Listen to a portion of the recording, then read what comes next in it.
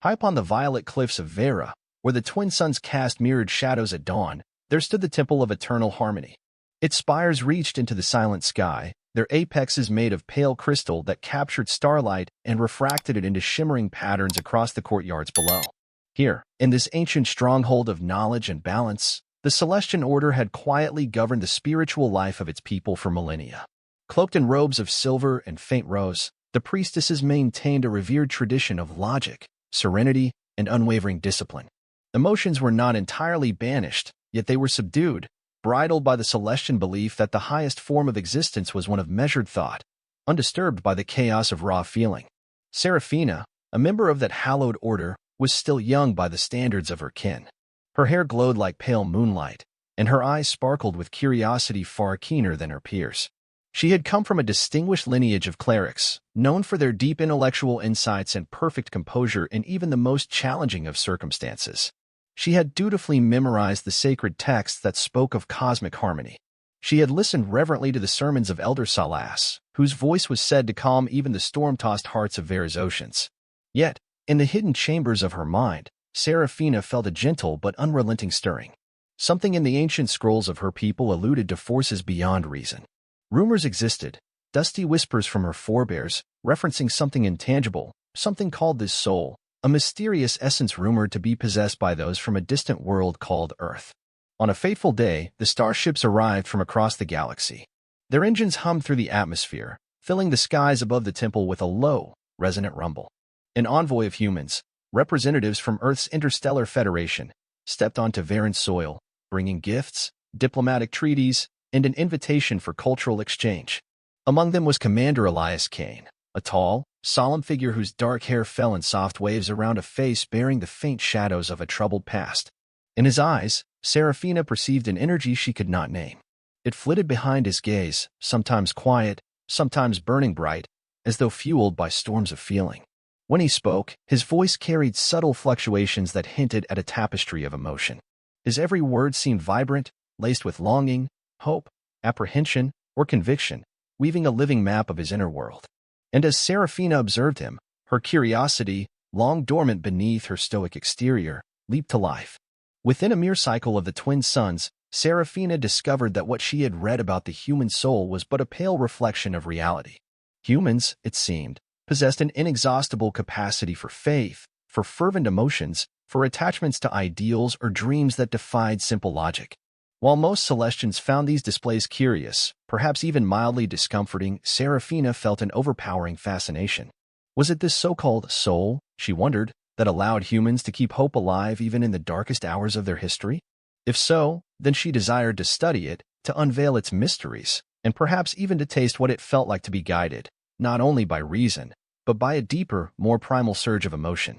It was under the marble arches of the temple courtyard that Seraphina first approached Elias Kane. He stood there, gazing at the reflection of the setting suns on the shimmering mosaic floor, pondering the ways of Vera. His mission involved forging alliances, exchanging knowledge, and extending Earth's hand in friendship. Yet, as soon as Seraphina softly spoke his name, she glimpsed a flash of surprise in his eyes. There, in that moment, two souls, if the Celestians indeed possessed something akin to it, touched in a brief, electric instant. She asked him about the human soul, about its nature, about the tales of intangible energies that shaped consciousness. He answered haltingly at first, uncertain how to explain something so personal to one raised on logic and calm rationality. But Seraphina's gentle insistence spurred him to recall Earth's ancient faiths, its legends, the concept of an eternal spark within each being. Through hushes of twilight, their conversation wove an unbreakable bond, one that neither recognized fully at the time. In the days that followed, Seraphina spent countless hours guiding Elias through the temple halls, past frescoes depicting the evolution of Celestian civilization, across corridors lined with luminous scripts that recorded centuries of scholarly discourse on the nature of existence. She explained her people's reverence for the universal equilibrium, how they believed reason was a guiding star that prevented the storms of chaos from overwhelming society. With each word, she revealed the carefully woven tapestry of Celestian thought, a tapestry that had, until now, excluded the realm of raw passion. Elias, equally intrigued, shared stories of human history, how mankind had soared to the stars on wings of curiosity, how they had fought wars driven by fervent beliefs, how love and faith had shaped entire epics, how darkness and redemption walked hand in hand. Gradually, Seraphina realized that her attraction to Elias was not mere academic wonder. Something within her chest stirred whenever she approached him, a pleasant sensation that contradicted all she had been taught. She found her breath catching whenever his eyes locked with hers, and when he smiled, she felt an unfamiliar warmth spreading through her being. The old text of her people had warned of emotional entanglements, cautioning that such attachments threatened the harmony of the mind. Yet, day by day, she felt the rising tide of longing, a desire to understand, to connect, to experience the intangible realm of human emotion in its most profound form. The more time they spent together, the deeper their bond grew. Sometimes they debated philosophy, Elias speaking of the human capacity for compassion in the face of despair, Seraphina countering with the Celestian vow of rational serenity. Other times, they simply walked in silence, content in each other's presence, their hands occasionally brushing against each other's in fleeting contact. During one such moment, beneath the soft glow of Vera's twin moons, Elias gathered the courage to gently clasp her hand. She trembled at the contact, feeling a spark that surged up her arm. In that instant, she experienced, for the very first time, a heart unbound by logic, beating to an unknown rhythm of emotion. It terrified her. It mesmerized her. While Seraphina wrestled with her newfound feelings, doubt began to fester among the Celestian elders.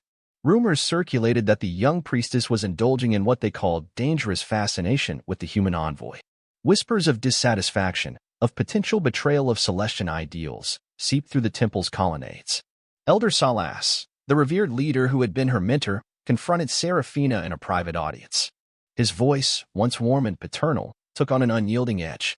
He reminded her of their order's cardinal principle, that emotion, unbridled and intense, could unravel the delicate tapestry of reason which bound society. He cited the cautionary myths of their past, times when Celestians fell into chaos through unregulated passions. Seraphina, trembling, listened, but her heart remained filled with the nascent glow that Elias had awakened. Still, she could not let go of the questions swirling in her mind, nor could she forget the glimpses she had seen in Elias's eyes, that immortal spark of the human soul. In her defiance, she petitioned Elder Salas for permission to embark on a formal study of human emotional energy. She laid out her arguments rationally. To ignore such a profound component of existence would be to limit Celestian progress. She believed, with growing conviction, that there might be harmony in merging logic with empathy, that the Celestians could evolve by learning from Earth's experiences. But Salas rebuffed her request. He labeled it a dangerous myth and admonished her to remember her vows to the Temple of Eternal Harmony. Torn between her duty and her heart, Seraphina found an unexpected ally in an ancient record stored deep within the temple library. It described an era when Celestians were not so different from humans, a time when they, too, felt powerful surges of passion, creative impulses, and spiritual yearnings. It told of how, in their quest for stability, they had honed their reasoning faculties until emotion lay almost dormant. The record hinted that this was not a natural evolution but a collective choice made under dire circumstances. Something within Seraphina awakened. She felt as though she had stumbled upon a lost key to her people's very soul, a key that linked Celestians to humans in ways the current generation refused to acknowledge. By the time the diplomatic mission neared its conclusion, Seraphina and Elias had forged a bond that surpassed mere friendship. Their shared experiences, intimate talks in hushed corners of the temple, and mutual longing burst into a single incandescent moment beneath a star-laden sky. Two silhouettes, framed by moonlight, came together in a gentle kiss that spoke of trust, wonder, and a fragile yet undeniable love. In that union, Seraphina felt a surge of energy unlike anything she had known. It was as though the silent half of her existence rushed forward, lighting every corner of her being. Elias, for his part, felt awed by her ethereal presence. Her delicate features, once reserved and controlled, shone with tenderness. For a breathless instant, they both sensed the cosmos itself shift around them, as if acknowledging this unexpected confluence of reason and emotion. When the human vessels lifted off to return to Earth, Elias offered Seraphina a chance to visit his planet, to see the seat of human civilization. But she hesitated. She felt torn between her vows as a priestess and the inexorable call of her heart. With a quivering voice, she told him she needed more time to reconcile her internal turmoil. Elias, though clearly disappointed, respected her decision.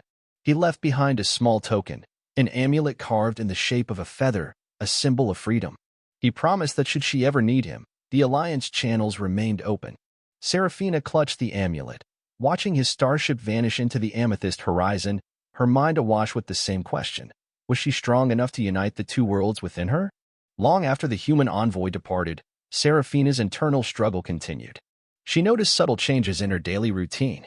Her meditations, once calm and unvarying, were disrupted by waves of feeling, nostalgia, longing, secret delight, and, at times, despair.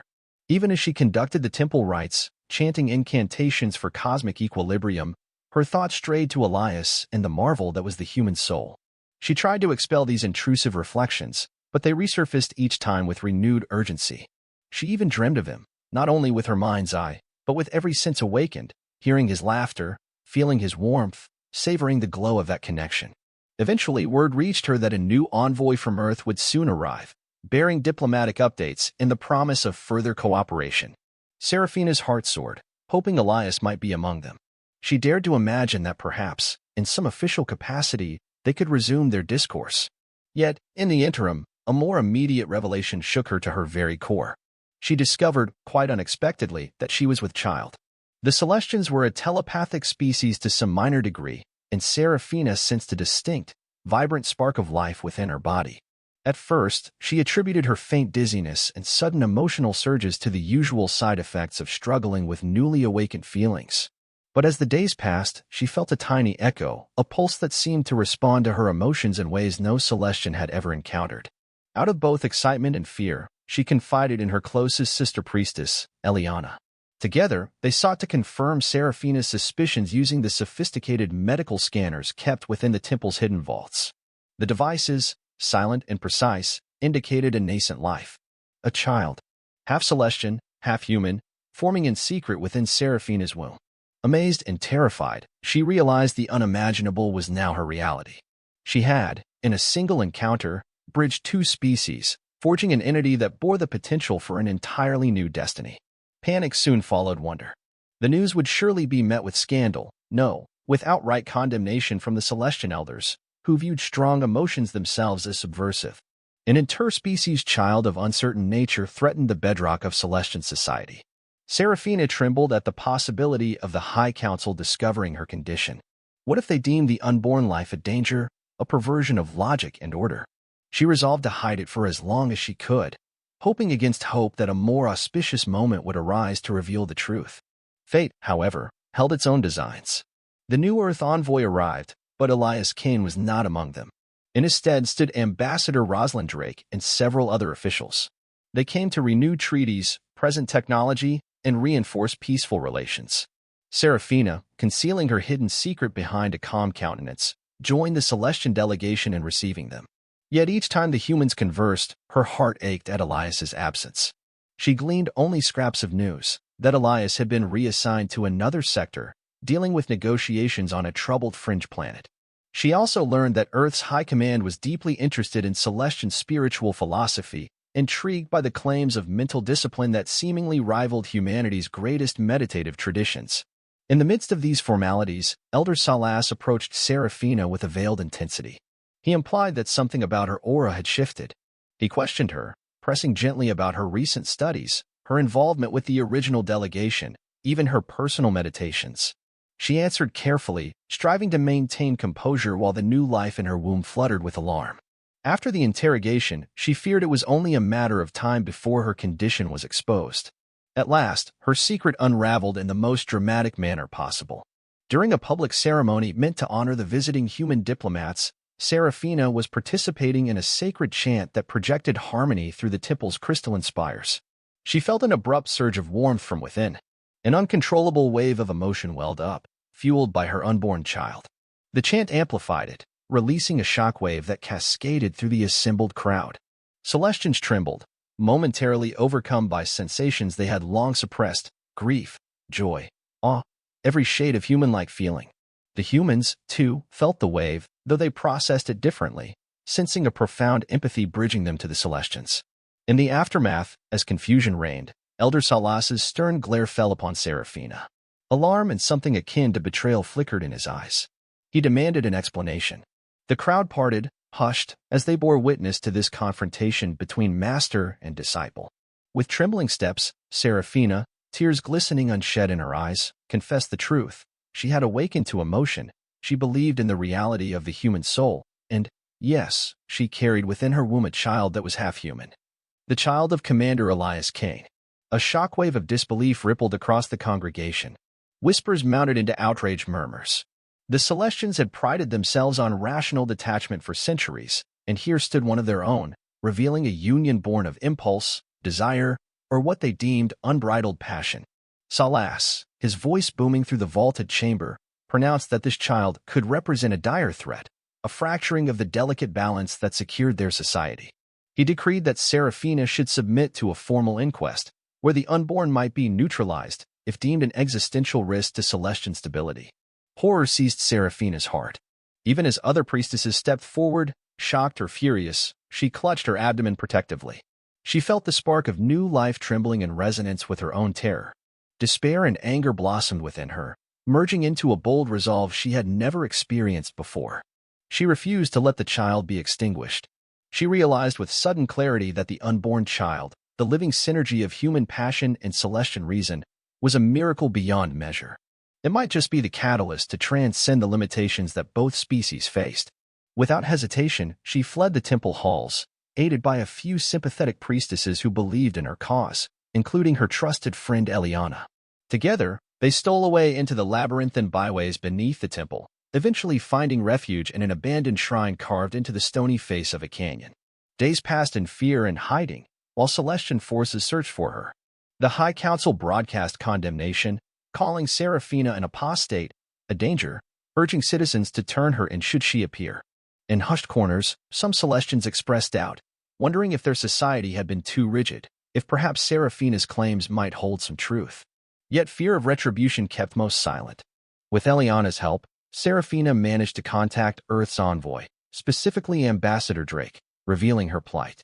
Drake, horrified at the severity of the Celestian response, arranged for a covert extraction. A small, agile shuttle from the Earth delegation, commanded by a sympathetic pilot, dared to navigate the hidden crags of Vera's southwestern hemisphere to retrieve Seraphina. Heart-pounding, the pregnant priestess boarded the craft under the cover of night. Cloaked by advanced stealth systems, they maneuvered out of Vera's atmosphere, bound for a rendezvous point with a larger Earth vessel that waited in open space. Just as they prepared to jump into faster-than-light travel, Celestian pursuit ships emerged from the planetary ring. A brief but tense chase ensued. Her own people sought to capture her, to bring her back for purification. The Earth pilot, resolute, executed deft maneuvers that narrowly evaded the Celestian interceptors. Seraphina felt her unborn child respond to the tension, as though reading the surges of her adrenaline, her dread, her fierce hope. They made the jump to hyperspace only seconds before the Celestians closed in, leaving behind the glare of Vera's twin suns and a future of condemnation. A day later, Seraphina found herself aboard an Earth command vessel, the ISS Horizons, bound for Earth itself. The crew received her with guarded fascination. Some sympathized outright, seeing her as a courageous figure who risked everything for her child. Others feared that her presence might trigger a diplomatic crisis or possibly unleash unknown powers. Yet, as she embarked on the journey through star-studded darkness, Seraphina felt a calm, resolute conviction. She would protect the life growing within her, no matter the cost. At last, Earth loomed into view, a blue-green sphere circled by a single moon. The sight stirred Seraphina's heart, evoking a sense of awe. For so long, she had imagined this distant planet, the fabled seat of humanity's fervent emotions and faith. She stepped off the landing craft into a swirl of crisp air at a secure aerospace facility. Government officials, scientists, and even spiritual leaders had gathered, informed of her arrival and the extraordinary nature of her pregnancy. Though she had sought Elias with every fiber of her being, he was nowhere to be found among the throng. She learned, with a pang of sorrow, that he was yet uncontacted, his mission in a remote star system leaving him temporarily incommunicado. Seraphina, sheltered in a special diplomatic complex, underwent medical evaluations by Earth physicians, who confirmed that her child was stable and healthy. Fascinated researchers began to study her physiology, marveling at the synergy of Celestian genetics and a human father. Meanwhile, Earth's political leaders held secret summits, torn between fear and wonder at the child's potential. Some saw an opportunity, a living bridge that could advance interstellar relations beyond measure. Others worried about unintended consequences, unknown powers, or the risk of provoking an interplanetary conflict if the Celestians demanded the child's return. Thus, Seraphina's predicament became a pivot point on which hinged the future of two civilizations. As the debates raged, Seraphina was kept under close observation. She spent quiet hours in the gardens around the diplomatic complex, marveling at Earth's flora, vivid blooms of red, yellow, and purple that contrasted with the subdued metallic and crystalline tones of Vera. She wandered through green lawns, breathed the scent of damp soil after rain, and listened to night creatures sing under a single moon's pale glow. Each new sensation kindled her dawning emotional life, reminding her of Elias and their miraculous union. In those garden reveries, she discovered a gentle sense of solace, whispering to her unborn child of hope, love, and unity.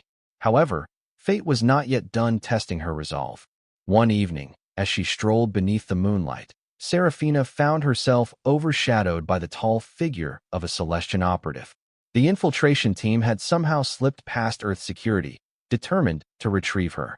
Their leader, clad in black stealth gear, exuded an aura of unwavering purpose. He informed her that Elder Salas had sent them, offering Seraphina a final opportunity to return willingly to Vera for atonement. Should she refuse, they would be forced to employ more violent measures. Terror coursed through Seraphina's veins, yet she stood her ground. She refused to relinquish her child. She argued passionately, speaking of the child's right to exist, of the possibility that emotions and logic could coexist. Her defiance spurred the operative to lash out, nearly seizing her in an iron grip. In a sudden surge of self-preservation, Seraphina felt a powerful shock wave radiate from her body, more controlled but similar to the wave during the temple ceremony. It knocked the operative and his team to the ground, leaving them gasping as stray currents of emotional energy flickered across their disciplined minds. Earth security arrived, apprehending the dazed Celestians. When they were interrogated, the Celestian infiltrators confessed that they, too, had begun to feel strange new emotions. Doubt crept into their convictions. Confusion plagued them. Their mission faltered because their unwavering discipline now warred with an inexplicable sympathy they had started to feel for Seraphina's plight. News of this incident spread rapidly. Earth's leaders realized that Seraphina's presence, or more precisely the unborn child's subtle influence, could awaken latent capacities among Celestians. While some humans reacted with fear, suspecting a weaponized power, others interpreted it as evidence of a deeper cosmic link between the species. Political factions emerged. One clamored for immediate protective custody, fearing the child might be misused, and another advocated for open acceptance, seeing in the child the dawn of a new era. Despite the strife, Seraphina found unexpected allies among Earth's spiritual communities, monks, priests, yogis, shamans, who recognized in her a living manifestation of unity. They petitioned the authorities, urging them not to treat her as a dangerous anomaly, but to honor her as a symbol of hope. Over time, the movement gained traction, drawing support from ordinary citizens who resonated with the profound story of an exiled priestess seeking shelter, guided by love rather than logic alone. Just as tensions threatened to boil over, Elias Kane resurfaced. His mission on the far-flung frontier had concluded. When the news reached him about Seraphina's condition, her flight from Vera, the pregnancy, the precarious balance of political forces, he left his assignment immediately. Racing back to Earth aboard a swift courier vessel, he arrived on a quiet morning, stepping onto the complex's landing platform amid a swirl of anticipation. Security personnel escorted him past curious onlookers and scientific teams until he reached a secluded garden clearing. There, standing at the edge of a reflecting pool, awaited Seraphina, her figure draped in a soft earth robe, her abdomen gently rounded. Their eyes met across the distance. Tears blurred her vision as she beheld the man she had feared she might never see again. She reached for him, and he rushed to her side. They embraced beneath Earth's golden sun, their hearts throbbing as one, the child between them stirring in recognition. In that profound moment, neither needed words. Their reunion transcended the constraints of logic or fear, a testament to the force that had brought them together from opposite corners of the cosmos. Slowly, they withdrew to the hush of a nearby grove, where they exchanged stories, revelations, apologies, and hopes for what was to come. Elias was astounded by Seraphina's newfound power, her determined resolve, and the changes within her soul. In turn, she marveled at how much she had grown since they parted ways, even as she found the reassurance and gentleness in him that she had always cherished. Amid the swirl of political negotiations that followed, Seraphina and Elias presented a united front. Together, they addressed Earth's Council, highlighting the potential for a harmonious alliance. They stressed that the child was not a threat, but a living testament to the idea that reason and passion could be balanced, offering both species a chance to evolve beyond old limitations. Some officials hesitated, citing the numerous risks, yet others recognized an unprecedented opportunity. The child, Astra, Seraphina's chosen name, could become a beacon for interstellar diplomacy, illustrating the value of diversity and empathic understanding. Meanwhile, Celestian warships massed at the fringes of Earth's solar system. The High Council demanded Seraphina's immediate return. They insisted that the child represented a perversion of Celestian genes, a possible disruptor of cosmic harmony. Earth forces prepared for a standoff, while fervent negotiations ensued in orbit around Mars, a neutral ground. The tension soared, threatening open conflict. Then, in a remarkable display, Seraphina made an impassioned address to Elder Salas via a quantum communication link. She reminded him of the ancient records she had once studied, describing how Celestians of old had experienced the full spectrum of emotion. She spoke of the ceremony in which she had involuntarily triggered a wave of feeling, how it caused only a temporary disruption and no actual harm. She explained that the so-called threat might actually be a path to greater wholeness for their people, that the reawakening of emotional capacity might restore a long-forgotten balance. Sensing her courage and hearing the resonance in her voice, other Celestian elders began to question the path of total rationality. Seeds of doubt were planted, and with them, the possibility of reconciliation.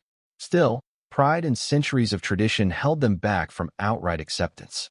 Matters reached a climax when a Celestian cruiser entered Earth's orbit unannounced, ignoring the blockade. Communications declared that an envoy wished to meet with Seraphina face-to-face, under a truce. Upon clearance, a single shuttle descended onto Earth, and among its occupants was Elder Salas himself. He had come, at last, to witness this child and weigh the truth of Seraphina's claims. In a carefully arranged meeting within the newly designated interstellar embassy in Earth's capital, Seraphina greeted her old mentor. He seemed older than she remembered, lines of worry etched into his brow. He gazed upon her swollen belly with wary curiosity and perhaps a hint of regret. For hours, in the presence of Earth officials, Seraphina laid bare her experiences, her internal struggles, her realization that the unborn life within her carried a harmony of Celestian intellect and human soul. She pleaded with him to open his mind to the possibility that Vera's great heritage could integrate emotion without succumbing to chaos. In a bold gesture, she invited Salas to place his hand upon her abdomen. Initially, the elder hesitated, but something in Seraphina's determined gaze softened his stance. Trembling, he reached out, touching the place where new life grew. In that silent contact, an almost imperceptible wave of empathy passed through him. His stern eyes flickered with surprise, as though he felt the faint echo of a dormant part of himself awakening. In the hush that followed, Salas stepped back, grappling with an onrush of feeling. Though far from converted, he began to understand. The unborn child, this Astra, was no abomination but a harbinger of change that could benefit both species. Over the next days, negotiations steadily thawed. While many Celestians remained unconvinced, the threat of immediate aggression receded. It was agreed that Seraphina would remain on Earth for the time being, with the child to be allowed its birth free from Celestian interference. The Celestian delegation would remain to observe, to learn, and to gradually open dialogues with Earth scientists, philosophers, and spiritual leaders about integrating measured emotion into Celestian life. The path was precarious, yet it glimmered with hope. Months melted away in a calmer state of expectancy. Elias stayed by Seraphina's side, tending to her needs, reassuring her whenever old anxieties flared. Earth's climate, at times, was harsh for her physiology, but the advanced technology of the Interstellar Federation allowed for comfortable living conditions. The press discovered their story, capturing public imagination. Debates flared across media outlets, some heralding the unborn child as a miracle, others fearing that the child could be used as a pawn in cosmic power struggles. At last, in a dawn tinged with rose and gold, Seraphina went into labor. Attendants from both Earth and Vera stood by, anxious yet supportive. Holding her hand through every contraction, Elias whispered soft reassurances. In a dramatic yet tender vigil, the child came into the world, a daughter, Astra. Her skin bore the faint luminescent markings of Celestian heritage, yet her eyes, wide and curious, held a spark of Earth's boundless wonder. The moment she emerged, a soft, almost imperceptible wave of calm and warmth radiated from her, washing over every being in the room. Years later, those who were present would recall that instant, describing it as a serene hush that momentarily bridged hearts across species. Seraphina gazed upon her daughter with tear-filled eyes, awestruck by this perfect synergy of mind and soul. Elias cradled the infant in trembling arms, overcome by gratitude and marvel. The watchers, from Earth doctors to Celestian observers, stood in silent reverence, no longer able to deny that something profoundly new had dawned. The child let out a gentle cry, her tiny lungs introducing her to the grand tapestry of existence. Over the following weeks, the Celestian delegation witnessed how the infant's presence seemed to encourage empathy in those around her. This was not a blatant power, but rather a subtle, resonant quality that elicited understanding, bridging the gap between logic and emotion. Diplomats from both species began to converse more openly, exploring shared values, acknowledging each other's strengths. Seraphina, recovering from childbirth, found herself an unofficial ambassador of a new era. Though still learning to manage her own awakened emotions, she embraced her role with grace and determination. Word reached Vera that Astra had been born safely. Some Celestians denounced what they labeled an unholy event, but far more expressed cautious curiosity. Small gatherings across Vera began to hold vigils, discussing the old legends of an age when their ancestors felt more keenly. Religious scholars, newly emboldened, started to question the entrenched dogmas, tentatively suggesting that rational thought might be enriched, not ruined, by the careful inclusion of emotion. These seeds of reformation, though fragile, hinted at a broader transformation underway. In the midst of these seismic shifts, Elias and Seraphina took solace in their private moments, cherishing the little family they had formed against all odds. Late at night, they rocked Astra to sleep beneath the expanse of Earth's star-speckled sky, humming lullabies that blended Earth melodies with soft Celestian chanting. As the child grew, her curiosity bloomed, and the gentle waves of empathy she radiated expanded, touching everyone in her sphere. Celestian scientists, in collaboration with Earth's best minds, began to study how logic and emotion could co-evolve. New projects were initiated, focusing on ethical uses of empathic abilities, on melding the advanced rational philosophies of Vera with the boundless creative passion of Earth. Years passed, and the fragile peace solidified into a true alliance. Astra, now toddling across the grass of Earth's gardens, invited laughter from stoic Celestian dignitaries, breaking their staid composure with soft giggles. Slowly, the Celestians established an embassy on Earth, while humanity set up a cultural center on Vera, each side pioneering joint initiatives in exploration, arts, and scientific breakthroughs. Seraphina herself became a revered figure, hailed as the priestess who dared to open her heart, forging a new path for her people. When Astra turned 5, a grand interstellar forum convened on Vera for the first time. Human officials traveled there to celebrate the forging of a formal treaty that recognized the Celestians and Earth as partners in research, cultural exchange, and spiritual dialogue. In the Temple of Eternal Harmony, once the seat of staunch rationalism, a special ceremony took place. Before the assembled throngs of both Celestians and humans, Elder Salas, now older and visibly marked by humility, stepped forward to welcome Seraphina and her family back onto sacred ground. He offered a symbolic gift, a pair of crystal spheres, one representing logic, the other representing the soul. Their union, he proclaimed, reflected a new era of shared enlightenment. Seraphina, tears shining in her eyes, knelt before him, her child at her side, while Elias stood protectively behind them. The crowd pressed closer. They felt the significance of this moment, the bridging of civilizations, the triumph of love and hope over fear and doubt.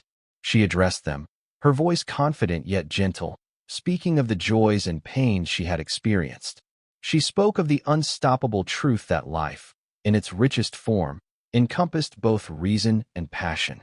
She declared that the only way forward for both species was through empathy and respect, nurturing logic without strangling emotion, fostering emotion without subverting reason. With those words, Celestians and humans alike erupted into applause. Some wept openly, free at last to express the surge of feeling in their hearts. Others looked on in solemn amazement, recognizing the magnitude of change that had swept over them. Seraphina, Elias, and Astra stood at the center of it all, bathed in the myriad lights refracted by the temple crystals, bound together by the extraordinary saga that had brought them here. In the years that followed, they witnessed the blossoming of a shared civilization.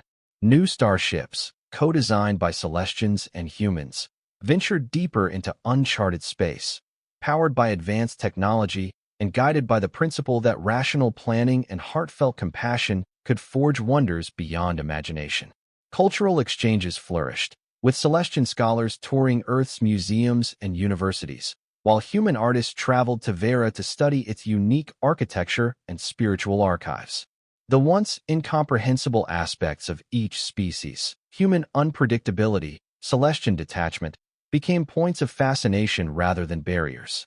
Young Astra, growing steadily, moved freely between Earth and Vera, greeted with warm admiration wherever she went, a living emblem of a dream once deemed impossible. As Seraphina had foreseen, that intangible essence known to humans as the soul was not a myth but a unifying principle, a wondrous thread weaving through existence. No longer would Celestians stifle their emotional impulses in the name of a narrow definition of logic. Neither would humans scorn the disciplined mindfulness that Celestians brought to every aspect of life. Over time, both cultures began to cherish the lessons offered by the other. Poetry, science, art, technology, everything took on a renewed vitality, shaped by the interplay of reason and feeling. Through triumphs and setbacks, through debates and breakthroughs, Seraphina and Elias stood side by side, guiding each new step. Their love, once fragile, had grown unbreakable, tested in the fires of skepticism and conflict. They watched as their daughter's generation reached for the stars with an outlook that transcended the old boundaries. The priests of Vera, once keepers of rigid tradition, now became scholars of balance, exploring how meditative calm and empathetic spontaneity could enhance each other. Earth's population, in turn, benefited from the structured insights Celestians brought to governance, environment, and society, weaving rational solutions with heartfelt conviction. In the end, it was love that triumphed, quiet yet all-powerful. A love that defied fear, that bridged the gulf between worlds, that cradled new life and opened ancient hearts. Though the path remained long and winding, Seraphina, Elias, and Astra had reshaped the destiny of two civilizations, proving once and for all that logic and emotion could coexist in harmony, ushering in a future where compassion, understanding, and reason walked hand in hand. As seasons turned to years, and years turned to decades, legends formed around that moment. Seraphina broke the chains of tradition, choosing instead to follow her heart. Many would recount the tale of the alien priestess who discovered the human soul, who dared to love and carry within her the child of a man from a distant world, bringing the silent hope of cosmic unity into living reality. And each time the story was told, it ended the same way, in the simple, universal truth that in the vast tapestry of stars, love and understanding shine brightest, guiding all who dare to seek them to the most astonishing frontiers of existence. Thus, In the temple of eternal harmony, now resonant with both Celestian chants and human hymns, a new generation was blessed under the twin sons of Vera. And on earth, in the quiet serenity of moonlit gardens, children ran free, mixing their laughter with starlight.